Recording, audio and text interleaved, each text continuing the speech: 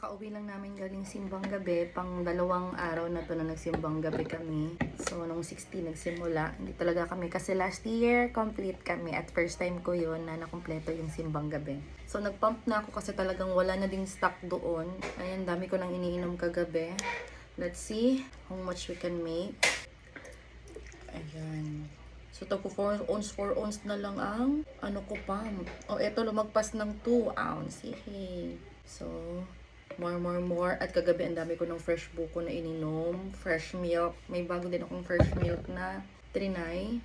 Yung oat milk something. Tsaka, bumili din ako ng mga cookies. Ayan, from Davao Lactation Cookies. Exactly 4 pa rin. Okay, exact 4 pa rin. 4.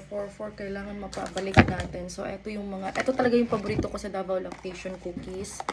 Binibake to ng kusa kasi hindi siya available pa sa store. But if you would like to request, message ka lang kasi nasa mga 30 minutes to 1 hour lang naman yung paggawa niyan. Tapos, nagpa-free na din si ma'am. Thank you so much. Hindi ko pa na-try ito.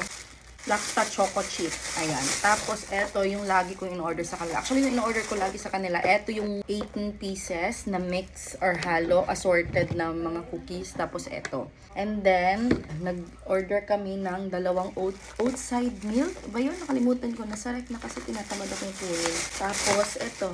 Yung buko din, 4 na. Ang dami ko nang bili para bumalik lang talaga. Kasi gusto ko, kasi sad ako sobra. Kasi gusto ko talagang i-milk pa si Jam ng mga hanggang 6 months at least. Kasi may gusto din akong i-avail na ini-inject siya na pang-hype. Ay, hindi naman pang-hyper. At least lang hindi madaling mapagod. Kasi madali akong mapagod ngayon. And pag may mga activities ako, medyo wala na akong energy, girl. Like sa biyahe pala nakukonsume na yung power ko, yung energy ko. So, kailangan ko yun. At hindi akong pwedeng gumamit nun habang mag-breastfeed. So, baka ma-energize din si Jem. So, technically, kailangan ko munang, basta sabi ko, at least maka-minimum 6 months lang ako for reducing milk. Okay na ako dun. Okay, afford naman magbili ng formula, pero hindi, iba kasi talaga yung feeling na gatas ng nanay ang nabibigay mo sa anak mo.